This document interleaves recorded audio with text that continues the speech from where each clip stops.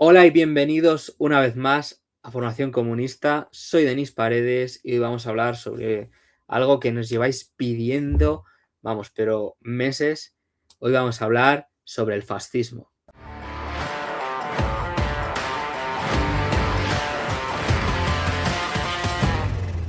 Y es que, bueno, existen muchísimas interpretaciones de lo que es el fascismo, tanto a nivel historiográfico, como a nivel político, como a nivel de desarrollo organizativo, de todas las organizaciones, partidos, etcétera, que han existido.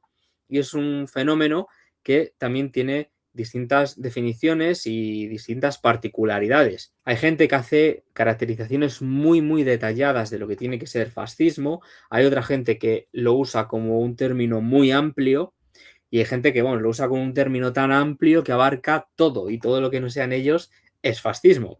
Pero bueno, hoy no vamos a hablar de esa gente, hoy vamos a hablar de lo que ha sido un poco el fascismo a nivel histórico y de cómo se ha ido definiendo y qué características ha tenido. El fascismo tenemos que tener en cuenta que es un fenómeno de una época concreta, es un fenómeno de época que surgió en Italia a finales de la década de los años 10, principios de los 20, tras la Primera Guerra Mundial. En resumen, para los marxistas, para nosotros, el fascismo es una ideología burguesa, es una ideología que está al servicio del capital y que se desarrolla bajo un estado autoritario. Luego veremos distintas definiciones que han dado a lo largo de la historia distintos marxistas. También sería la ideología de la contrarrevolución, esa ideología que intenta aplastar esa lucha obrera en pugna, sobre todo la que se dio en esa época, donde se estaba produciendo un auge del movimiento obrero y del comunismo bestial, estaba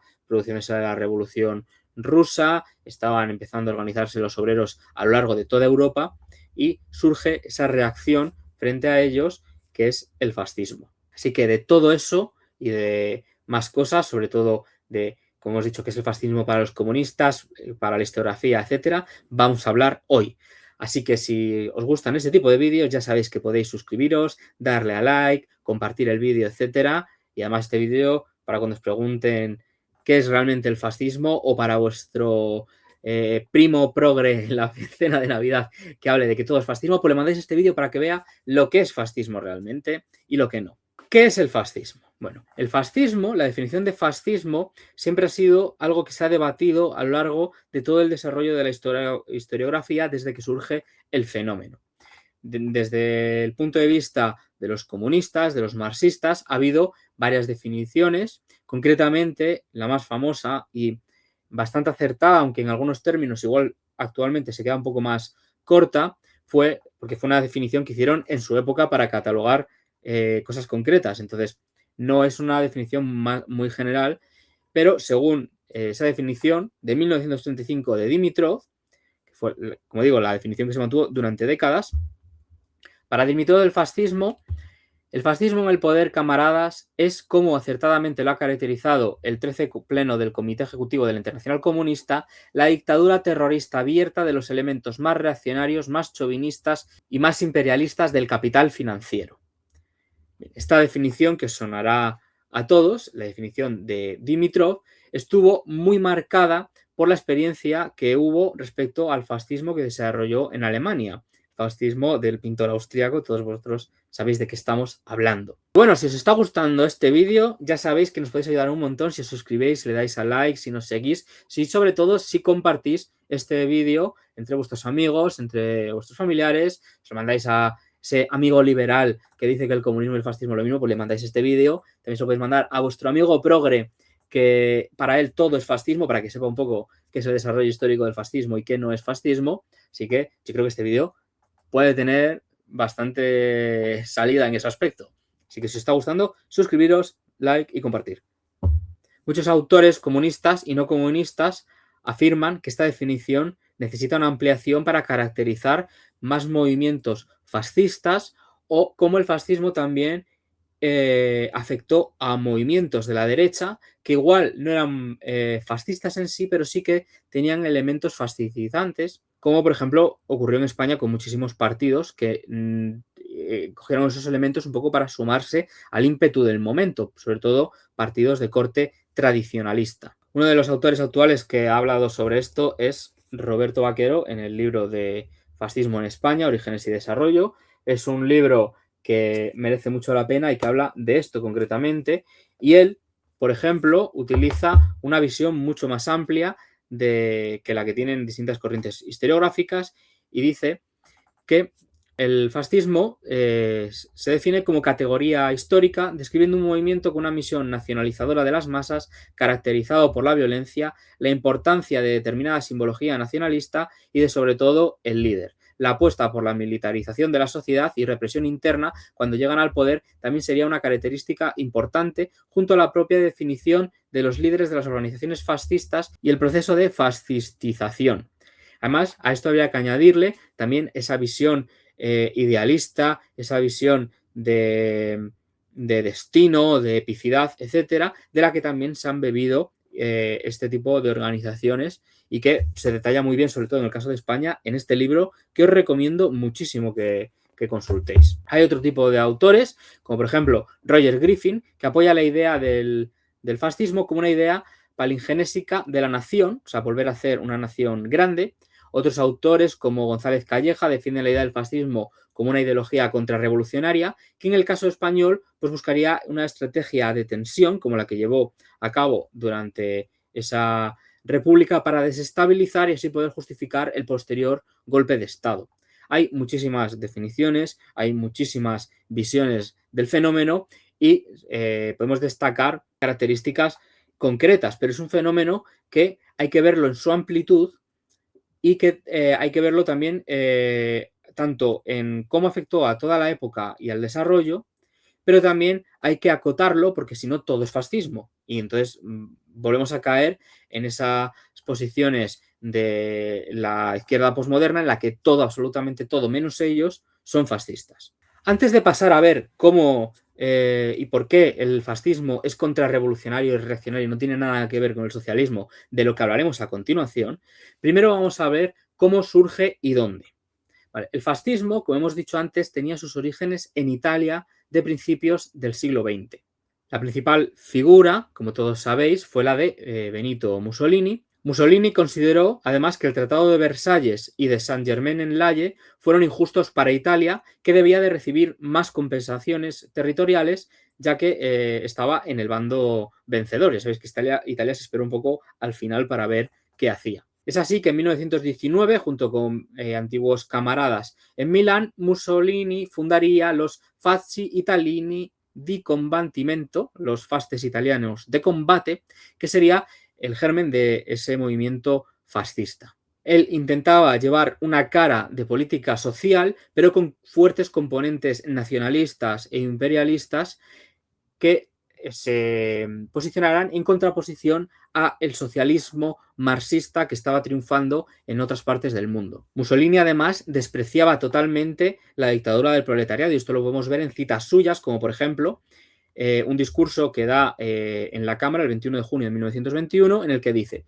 mientras los comunistas hablen de la dictadura del proletariado, de una federación de repúblicas más o menos unidas al Soviet y de otras absurdidades descabelladas de ese tipo, entre ellos y nosotros no podrá haber más que guerra. Ellos al final lo que hacían era seguir una lógica en la que usaban términos que estaban bien vistos por los obreros, como lo de ser un movimiento revolucionario, un movimiento para la transformación de Italia, como un partido de orden, para al final conciliar tanto a burgueses como a los proletarios bajo una unidad de destino nacional desde una visión más nacionalista, imperialista y de superioridad posible. Además, se caracterizaban por ese nacionalismo extremo que al final difundían un culto a la violencia para atacar al comunismo y al socialismo, que según ellos en teoría también usaban para combatir a la burguesía, pero es que luego resulta que la burguesía es la que los financia y es la que ellos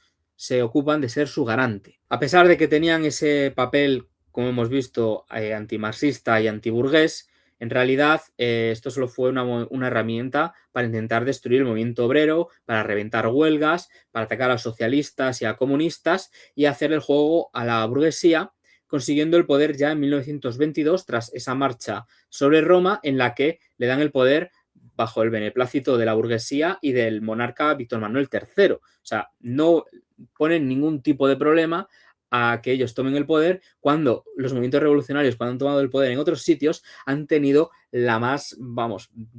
han tenido a la burguesía y a todos los elementos reaccionarios enfrente hasta las últimas consecuencias, iniciando hasta guerras civiles. Sin embargo, a los fascistas les dejan tranquilamente tomar el poder.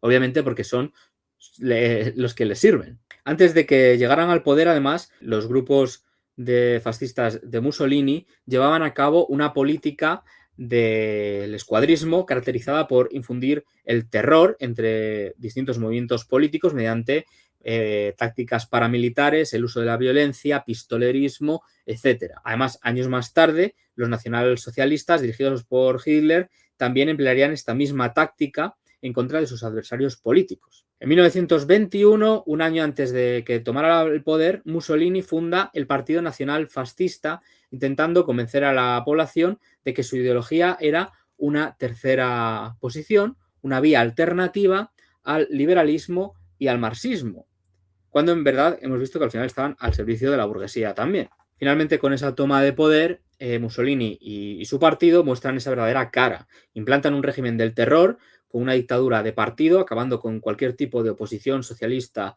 comunista o incluso de liberales antifascistas y demócratas, y establecen un régimen capitalista autoritario fuertemente intervencionista. Además, con la toma del poder empieza a realizar una serie de campañas de expansión imperialistas de carácter colonial, intentando retomar esa grandeza del Imperio Romano, que se tradujo en la invasión de Etiopía, en la de Albania y en la Segunda Guerra Mundial en marcha, con su alianza con Alemania, esa invasión desastrosa de Grecia, el norte de África, incluso participaron en la guerra contra la Unión Soviética. Bueno, ahora que hemos visto un poco las bases de cómo empezó ese movimiento fascista, vamos a ver por qué son reaccionarios, por qué son contrarrevolucionarios y por qué no tienen absolutamente nada que ver, por mucho que los liberales se empeñen en relacionarlo con el comunismo o el socialismo. No tienen nada que ver, son antitéticos. Pero bueno, ya sabéis que el liberal medio vive también como el progre medio de citillas de sobres de azúcar y no tiene ningún tipo de análisis ni real ni histórico de lo que realmente ocurrió. El fascismo tiene un discurso centrado en el obrerismo, y esto no es una casualidad. Tenemos que entender que el fascismo se desarrolla como una de las conocidas ideologías de masas, como puede ser el comunismo o el anarquismo, en una época concreta en la que esa visión, ese discurso obrerista, tenía mucha fuerza entre los trabajadores y por lo tanto podía hacerles esa labor de llegar a las masas para poder llegar al poder. O sea, es una época en la que se busca implicar a la sociedad en la política. Y esa herramienta ellos también la utilizan, pero no la utilizan por un motivo ideológico, sino por un motivo estratégico, de poder usar a esas masas para poder llegar ellos al poder. El fascismo, además, vio que era muy útil usar este tipo de discurso acercándose a las masas. De hecho, tomaron muchas consignas, muchos modos de organización, lemas, discursos, símbolos, colores, etcétera, de otro tipo de movimientos. Por ejemplo, Falange coge los colores de la CNT de rojo y negro, y esto no es casual. Esto obedece a seguir una estética y copiar unos simbolismos de otros movimientos para intentar ellos beneficiarse. No es una cuestión, como digo, ideológica. Además, tanto en Italia como en Alemania, como en España y además muchísimos otros países de Europa, el fascismo contó además con el apoyo y la financiación de grandes sectores de la burguesía y del gran capital de esos países. Prueba de ello es la financiación que hubo aquí en España de grupos fascistas. De hecho, hay un artículo buenísimo de Diego Gallardo que podéis ver en Historia de las Ideas hablando del tema. Y también podéis verlo en el libro de Roberto Vaquero, como hemos dicho, también cómo habla de eso. O sea, ellos al final lo que querían era subvencionar este tipo de grupos para que actuaran rompiendo huelgas, para que actuaran como perros de presa de esa burguesía y atacaran esos movimientos revolucionarios. Más ahora vamos a ver una serie de citas de diferentes figuras fascistas para que veáis el carácter anticomunista, de defensa de la propiedad privada, reaccionario, etcétera, que tenían. Por ejemplo, podemos ver Primo de Rivera en una conferencia de Zaragoza en febrero de 1935, como decía: El comunismo es lo que algunos predicen que ha de venir, como solución del tránsito de una edad a otra. Pero yo digo que no puede ser, porque el comunismo es precisamente la invasión de los bárbaros. Por ejemplo, el pintor austriaco en Mi lucha dice: para hacer conocida la nueva causa y sus líderes es necesario no solamente destruir la creencia en la invencibilidad del marxismo, sino también demostrar la posibilidad y viabilidad de un movimiento que le sea contrario. Y Mussolini, también, en un discurso en Cremona el 7 de septiembre de 1920, tampoco tenemos prejuicios contra la propiedad. Los defensores de nuestro socialismo también reconocen ahora la necesidad de la pequeña propiedad privada. Hubo un comunista convencido que una vez dijo que en un régimen colectivista nunca se conservarán los maceteros en las ventanas de las casas. Nosotros observamos el problema desde un punto de vista de la producción y el bienestar. Si puede demostrarse que la propiedad colectiva es más beneficiosa y productiva, entonces declararemos nuestro apoyo a ella. Pero si se demuestra que la propiedad privada es más útil para la economía nacional, entonces apoyaremos eso. Esto es un discurso, esta última cita, en el que intenta ir como de medio revolucionario, de medio reconocer que si eso funcionara es lo que adoptaría para intentar traer a los obreros, pero está al final defendiendo la propiedad privada de los medios de producción. Y encima pone el ejemplo de si eres comunista porque tienes iPhone de la época, o de los comunistas os queréis quedar con todo y que todo sea común. O sea, es que de verdad. O sea, es que pone el ejemplo es que los comunistas te quieren quitar las macetas de tu casa. Es que es, vamos, lo que utilizan hoy los liberales para decirte que los comunistas te quieren, no sé, expropiar todo y te van a quitar hasta el cepillo de dientes, porque tiene que ser colectivo, de verdad. O sea, es que es no tener ni idea de lo que es el comunismo. Pero bueno, ellos lo utilizan para su provecho. Veamos un poco cómo se desarrolla esto en distintos países. Por ejemplo, en Italia, como hemos visto, Mussolini implantó ese fascismo, que fue un sistema de un gobierno antiobrero y contrarrevolucionario. En Alemania, por ejemplo, antes de la llegada de Hitler al poder, el NSDAP y KPD tuvieron numerosos enfrentamientos violentos entre ellos, a lo que sería el partido Hitler con el Partido Comunista de Alemania, donde normalmente había heridos y muertos, etc.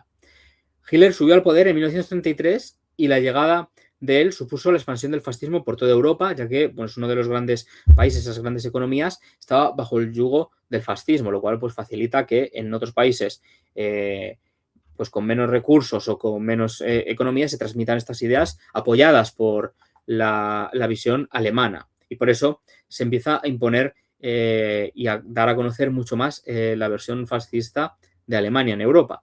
A partir de aquí, el fascismo empieza a ser tomado en serio por los comunistas, los cuales sí que habían cometido el error de no tomárselo en serio hasta muy tarde y de seguir repitiendo tácticas que lo único que hacían era que la gente dejara de confiar en los comunistas para irse con los fascistas. Empiezan a tomárselo en serio, empiezan a rectificar y es cuando empieza a haber esa lucha y esos frentes antifascistas, etc. Y es que además Hitler veía todo lo que tuviera que ver con el comunismo como algo judío, porque ya sabéis las ideas que tenía esta gente, ¿no? De hecho, en Mi lucha dice: la doctrina de Marx es así el extracto espiritual concentrado de las doctrinas universales hoy generalmente aceptadas. Por este motivo, cualquier lucha de nuestro llamado mundo burgués contra ella es imposible, incluso ridícula, pues ese mundo burgués está completamente impregnado de esas sustancias venenosas y admira una concepción del mundo que en general solo se distingue de la marxista en grados y personas. El mundo burgués es marxístico, pues cree en la posibilidad del dominio de un determinado grupo de hombres, burguesía, mientras el marxismo busca calculadamente entregar el mundo a manos de los judíos. Bueno, son locuras de este señor, que todos sabéis. Esto, vamos, está aquí yendo de la mano, como dicen los liberales, de que comunismo y fascismo es lo mismo, de verdad. En fin, bueno. En España, el fascismo llega gracias a varios autores cercanos a ese fascismo italiano y se lo suelen atribuir a Ernesto Jiménez Caballero. Tras la llegada de la República, empiezan a surgir ciertos grupos, como las Juntas Castellanas de Actuación Hispánica, lideradas por Onésimo Redondo, y grupos como de la Conquista del Estado, liderados por Ledesma. Posteriormente se juntarían formando las JONS, las Juntas de Ofensiva Nacional Sindical. Posteriormente, Primo de Rivera fundaría, por su parte, Falange con Ruiz de Alda y García Valdecasas. Finalmente, las JONS y Falange se unificarían formando la Fe de las Jones en 1934. El papel que tiene este partido es totalmente reaccionario y contrarrevolucionario. Se posicionan a favor de la patronal, creando las CONS, que es un sindicato dedicado a hacer contrahuelgas, y haciendo una labor de desestabilización del régimen republicano mediante todo el uso de esa violencia política, pistolerismo, etc.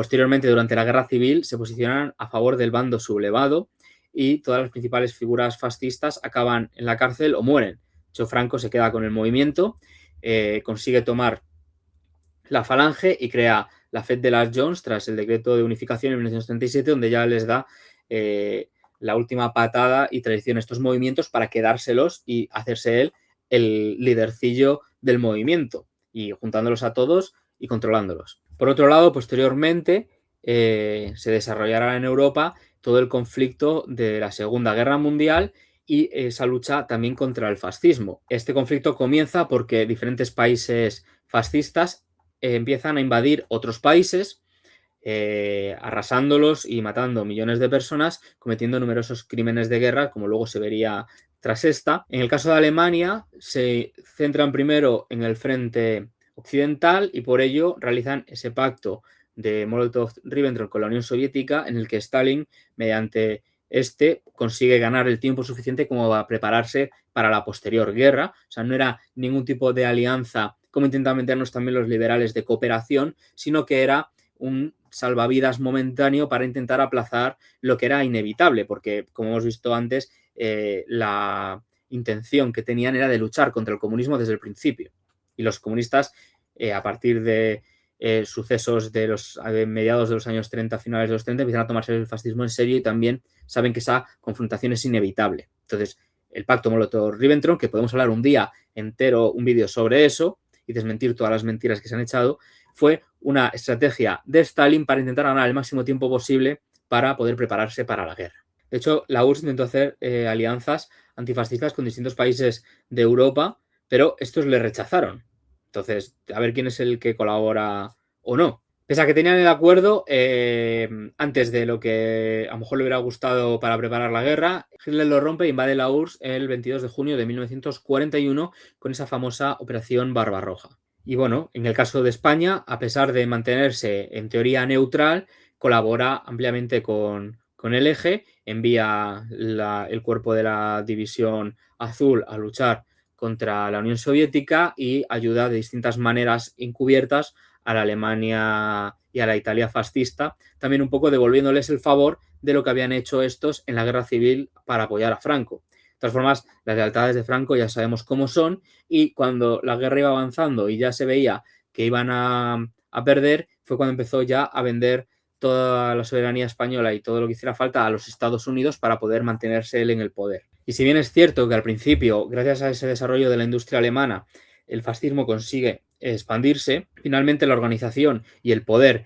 de la sociedad socialista y de toda esa preparación y ese desarrollo del comunismo hace que sea totalmente imparable y llegue el Ejército Rojo hasta Berlín y derrote el fascismo. Lo cual pues demuestra que el sistema comunista era lo suficientemente eficiente como para derrotar a una de las potencias europeas y hacerlo con barrerlos del mapa, básicamente. Así que bueno, esto sería un poco la historia del fascismo, ya que tras esto cayeron tanto el régimen italiano, el régimen alemán, y continuaron, bueno, pues ciertos tipos de régimen, como puede ser el español, en el que no se hizo un desarrollo de esa ideología fascista, sino que lo que Franco se inventó, ¿no? Como ese nacionalcatolicismo, en el que al final, bueno, eran dictaduras más personalistas y dictaduras que estaban prácticamente al nivel de una dictadura bananera colonial, en la que hacía lo que Estados Unidos quería, ponía bases militares y bajo la excusa del anticomunismo iba vendiendo España.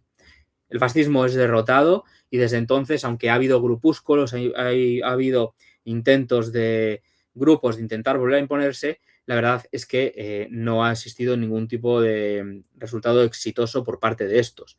Están ahora mismo totalmente destruidos, divididos en grupúsculos que encima se odian entre ellos y en los cuales además les pasa un poco como a los progres, ¿no? Que están totalmente lumpenizados, son una moda y una escena como puede ser lo antifa, no confundir con antifascista. Antifascistas son los que hicieron esa resistencia heroica en Leningrado, los que hicieron esa resistencia en Stalingrado y los que llegaron a Berlín. Esos son los antifascistas de verdad, no esa tribu urbana terrible que se diferencia de los nazis en las camisetas que se ponen y en los grupos de música que escuchan. En el resto son iguales. Y bueno, para concluir, decir que en todos los países en los que se desarrolló ese fascismo, que en teoría era antiliberal y anticapitalista, todos terminaron pactando con los grandes capitalistas nacionales y con la gran burguesía, que lejos de ser despreciados por las democracias occidentales, fueron vistos en ocasiones como un mal necesario para frenar el comunismo. Lo que pasa es que se les fue un poco de manos, pero podemos ver que incluso pactaron con Hitler en ocasiones, como por ejemplo fueron esos pactos de Múnich de 1938. Y finalmente vemos que quien realmente derrotó al fascismo fue el comunismo y los movimientos partisanos, esos frentes antifascistas encabezados y hegemonizados por comunistas, que fueron los que de verdad lucharon y derrotaron esta barbarie. Y no hay más que ver que quien llegó a Berlín, quien derrotó a la Alemania nazi, fue el Ejército Rojo. Entonces, toda esta gente que habla de que es lo mismo, de que, no sé, como que poco que fueron amigos, de verdad que se revise un poco la historia, que deje de ver las cosas como se ven en las películas, que piense un poco en cómo es la política y la geopolítica real y del momento y de cómo se desarrollan las cosas. Así que bueno, espero que os haya gustado este vídeo. Haremos más vídeos sobre el fascismo porque de cada movimiento en cada país se puede hacer un vídeo entero. Podemos estar hablando horas y horas sobre esto, pero yo creo que es una visión general bastante completa de lo que fue, de lo que significó y de cómo actuaban, y que obviamente no tienen nada que ver con el comunismo, y que esa visión liberal y esa teoría de los totalitarismos, bueno, pues no tiene sentido. Sobre eso también haremos un vídeo. Así que bueno, si os ha gustado, suscribiros, seguirnos, darle a like y compartir este tipo de vídeos, sobre todo con aquella gente que llama fascismo a todo, y sobre todo con esos liberales que también dicen que el fascismo y el comunismo es lo mismo. Así que nos vemos en el próximo vídeo de Formación Comunista.